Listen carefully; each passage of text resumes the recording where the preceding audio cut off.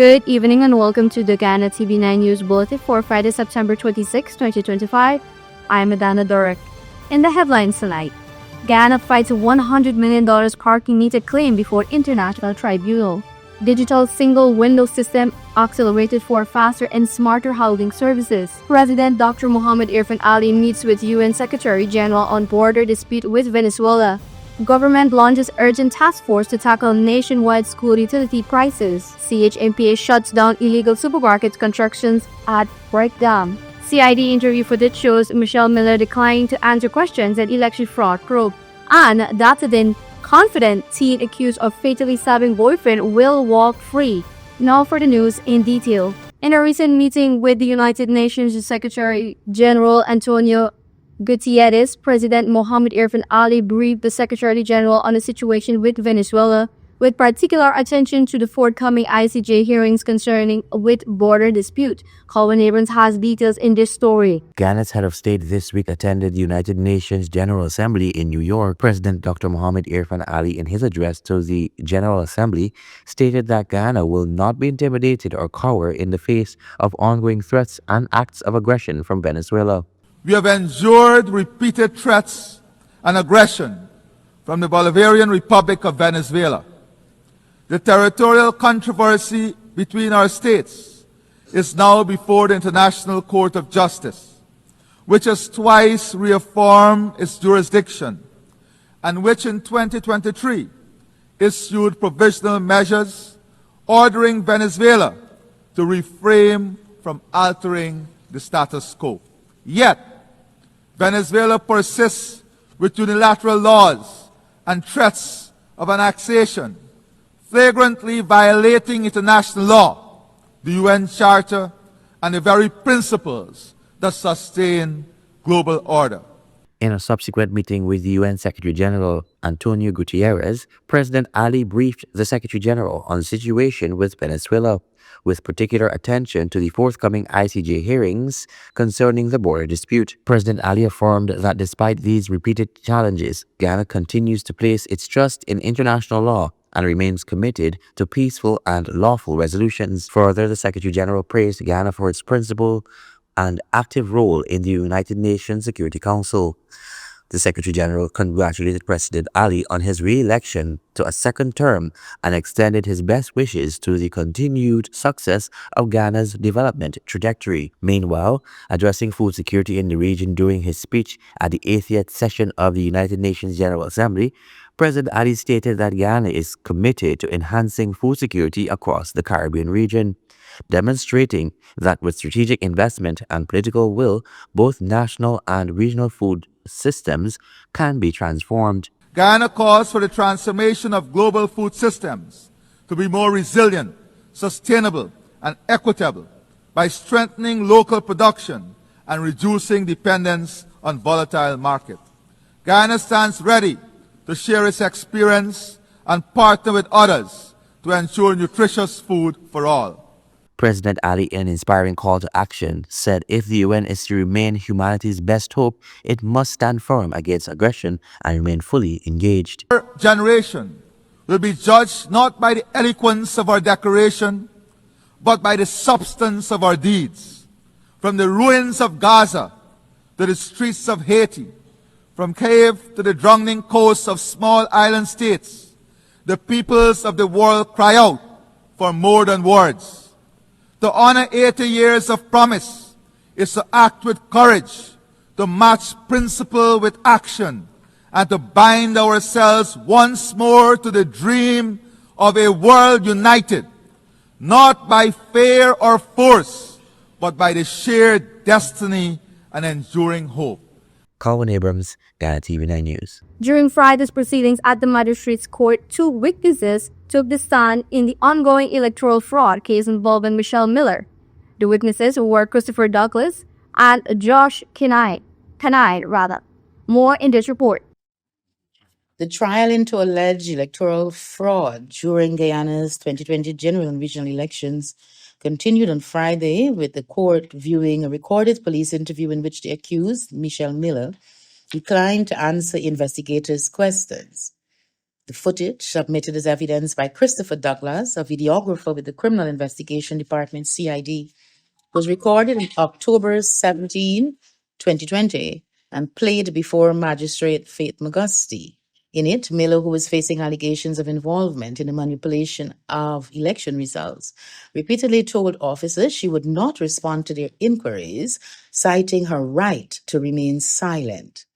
At the time of the interview, Miller was being questioned about her alleged role in announcing falsified results at the Guyana Elections Commission GCOM headquarters on March 13, 2020. Police believe she worked in coordination with former returning officer Claire McMingo to facilitate the release of inaccurate vote totals from the statement of polls.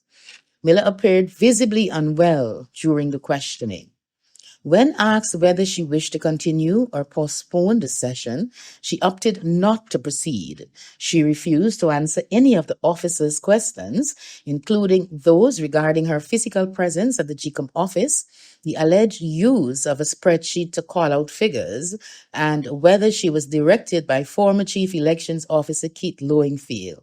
The interview ended shortly thereafter. Today's proceedings also saw testimony from Josh Kanai, who served as General Secretary of the New Movement Party during the 2020 elections, and who currently holds the post of Deputy Permanent Secretary of the Ministry of Local Government.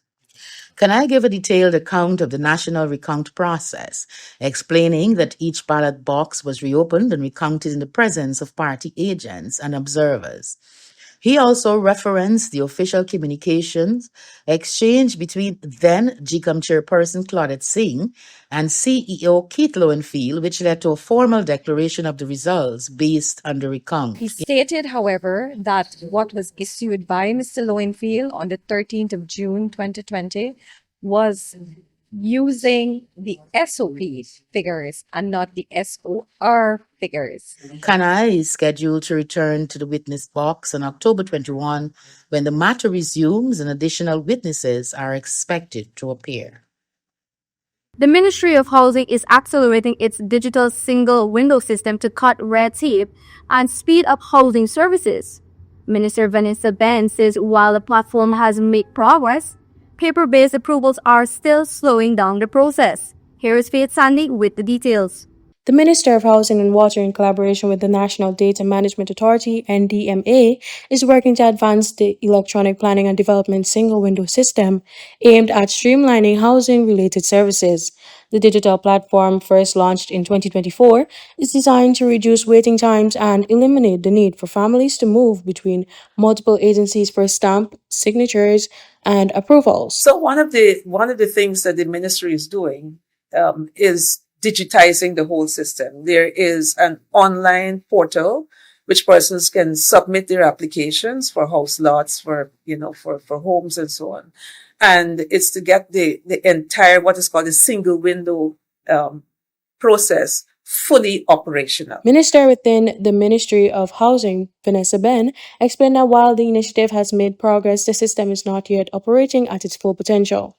Applications are still being processed through bulky paper-based methods requiring sign-off from agencies such as neighborhood democratic councils and municipalities.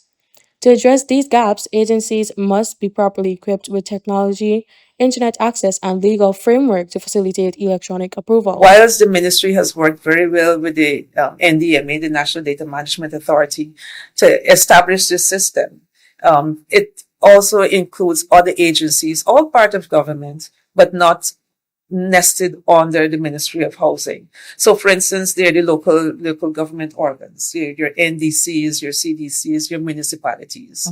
And the requirement as per legislation for them to assess a building plan, where if it falls under their purview, and to ensure that they have the ability to review it, to assess it, and to make a determination whether it ought to be recommended and approved or not. According to Ben, discussions are ongoing with key ministries and stakeholders to strengthen the system's efficiency. She highlighted that talks are ongoing with Minister of Housing and Water, Colin Kroll, Minister of Local Government and Regional Development, Priya Manichand, and the NDMA team to address challenges and accelerate the transition. There are some challenges there. And as a matter of fact, just as recently as today, this morning, Minister Kroll and I had a meeting with Minister Priya Manikchan, who is now our Minister of Local Government and Regional Development, to see how we can address that together. But we've also met with the team from the NDMA to address those things as well. And there are other agencies that are required to be part of this process, such as the Environmental Protection Agency, the Fire Department as part of the Guyana Fire Service, and so on. So Once fully operational, the platform is expected to drastically cut down delays, improve transparency, and reduce human bias in the housing application process. Minister Ben urged applicants to make use of the online portal to track their applications, and many remain unaware of this feature. The single window system forms part of the government's wider vision to digitize public services and improve delivery to citizens. Faith Sandy, Guyana TV9 News. Attorney Sanjeev Dattadin, who is representing 19-year-old murder-accused Nadira James, says he is confident the teenager, charged with fatally stabbing her 20-year-old boyfriend, will walk free. Here's more. In an exclusive interview with Guyana TV9 on Friday morning, attorney Sanjeev Dattadin stated that after reviewing the details of the case, he is confident of a favorable outcome for his client. I don't know if confident is the right way to do it, but I don't take cases that I don't think will succeed. I don't, unless I see that there's a clear path and a defense. I rarely would do it. Because you're just clogging up the system. I tell the people whoever it was that I didn't think there was anything I could do to help, and they're free to consult other attorneys who may have a different view, or they may take my advice. But if I didn't think I could succeed, I wouldn't take it. According to Mr. Dattadin, the case was brought to his attention after a resident of Barometer, the community where Nadira James resided, contacted one of his family members. Moved by the circumstances, he agreed to take on the case. He also expressed dissatisfaction with the way the police handled the case. This is the interesting about the police report. My understanding is that she went to the police and told the police about the story. So that's the first thing. There's nobody else around. Apparently, where the homestead is, there's nobody around at all. So it's either what she says or not. Nobody else is there to tell. And as far as I'm aware, the police has done no reconstruction, no investigation worth mentioning. They have done nothing. And then they take what a woman say and put it to whatever they want and tell her that she did it. And in the most primitive of judicial systems on planet Earth, that would be nonsense. 19-year-old Nadira James of Barometer Northwest District has been charged with murder of her partner Kevin Smith, a 20-year-old minor of the same area. The charge stems from an incident on September 18, 2025. Investigations say that James and the victim, who were in a year-long relationship, got into an altercation after James returned home intoxicated. The victim initially attacked James with a cutlass. In response, James allegedly drew a handmade knife and stabbed the victim to the left side of his chest. The victim collapsed outside their share camp. James turned herself in at the Barometer police station immediately following. Adana Dorek, Guyana TV9 News. Attorney General and Minister of Legal Affairs Anil Nandalal is set to lead a delegation from Guyana to participate in arbitration proceedings related to the controversial Smart City Solutions Archimeter project. The delegation will include key witnesses who are expected to testify in the case. The case brought before the International Center for Settlement of Investment Disputes ICSID will be heard from Monday, September 29 to Saturday, October 4 in Paris, France. The Honorable Mohammed Anil Nandalal, Attorney General and Minister of Legal Affairs, is leading a delegation from Guyana, which includes several key witnesses who will testify in the arbitration proceedings. Smart City Solutions Holdings Inc. versus the Cooperative Republic of Guyana. Guyana is being sued for US $100 million in damages over a controversial contract signed by the former Partnership for National Unity, Alliance for Change coalition government for the implementation of the Georgetown parking meter project. The project was ultimately scrapped due to intense public opposition. Among those scheduled to testify on behalf of Guyana are former Minister of Communities Ronald Vulcan, former Georgetown Mayor and City Councilors Malcolm Ferreira and Bisram Cuppen. A former Chancellor of the Judiciary is also expected to appear as an expert witness. The arbitral tribunal was constituted on September 20, 2022, and is chaired by Dr. Campbell Allen McLachlan, KC, of New Zealand. The other members are Stefan Schill of Germany, appointed by the claimant, and Marcelo Cohen of Argentina, appointed by the respondent.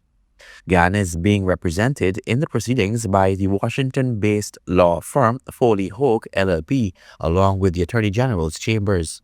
It was in 2016 that City Hall, under the then mayor Patricia Chase Green, and with the backing of the APNU AFC coalition, government led by President David Granger signed a contract with Smart City Solutions to implement parking meter systems in Georgetown.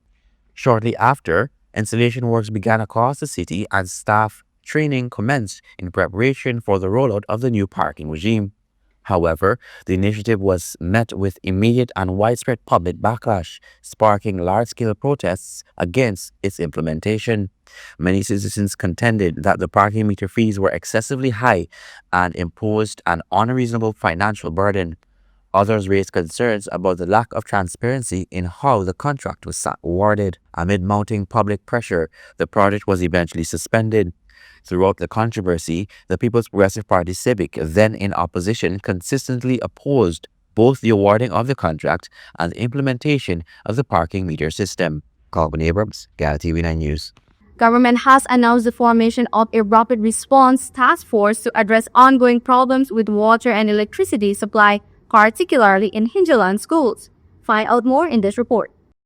Education Minister Sonia Parag and Public Utilities and Aviation Minister Deodat Indar met Thursday afternoon to address urgent utilities issues affecting schools nationwide.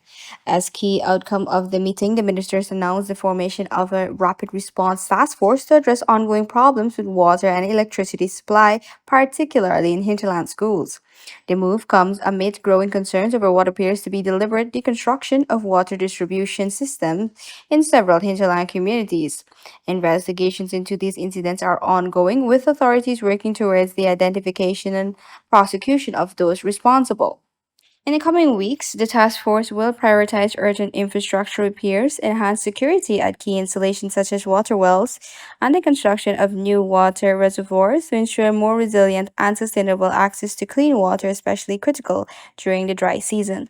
The ministers also reviewed a comprehensive list of schools across Region 1 to 10 facing utility challenges. In addition to water issues, several schools were found to be experiencing electrical problems.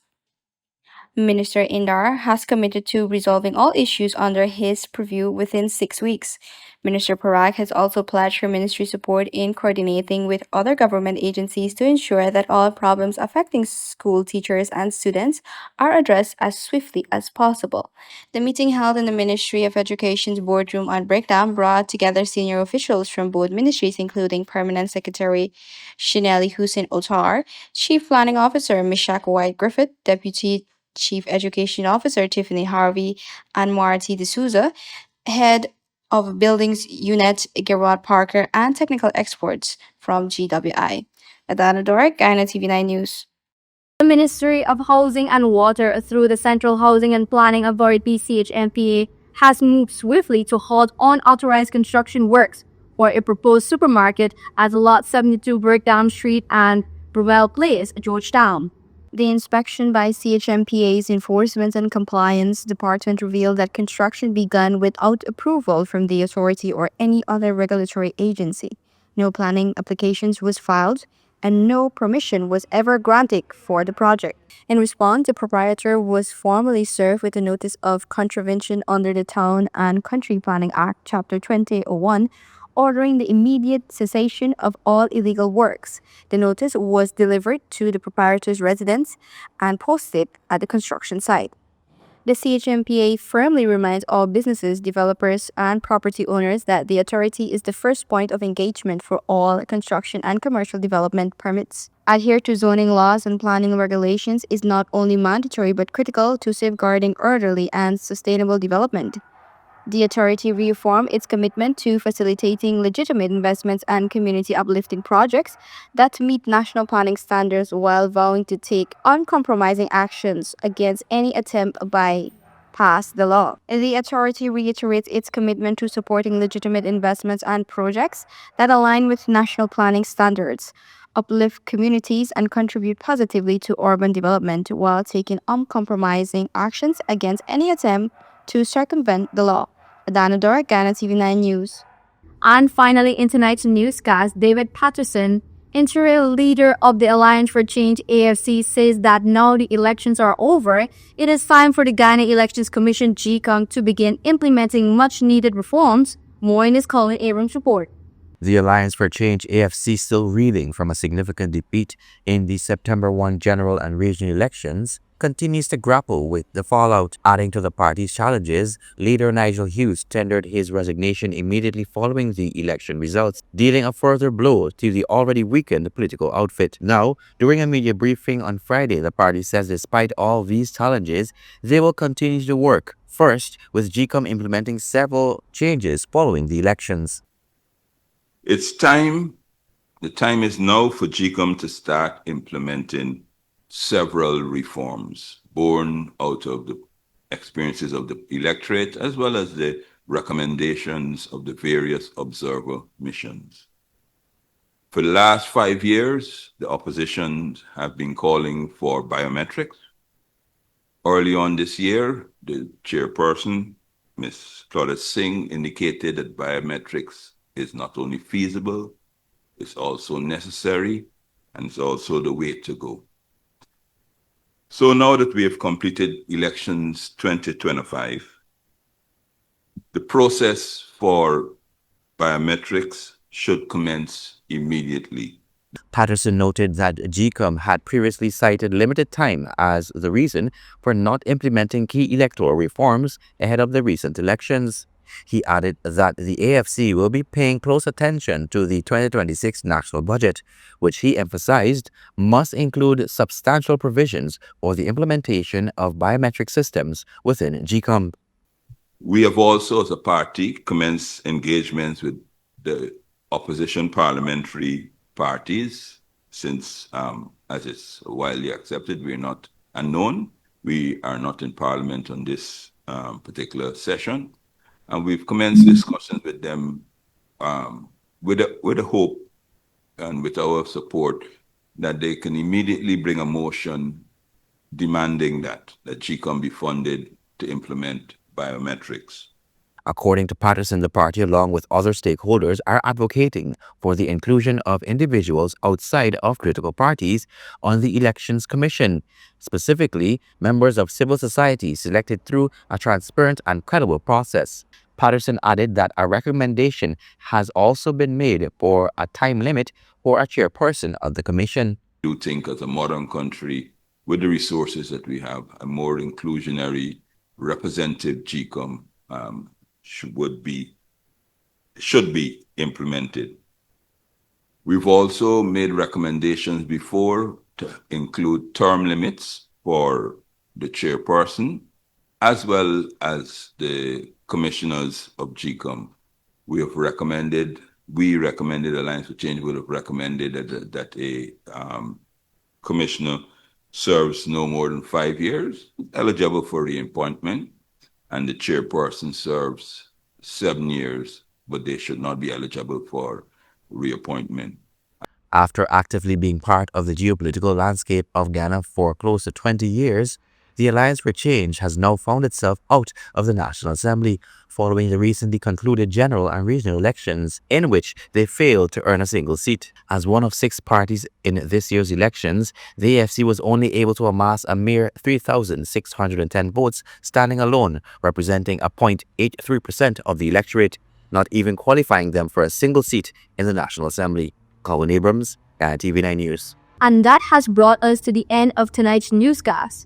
Remember to check out our Facebook and YouTube platforms at GUI TV9 for more trending stories. I'm Adana Doric. Good day.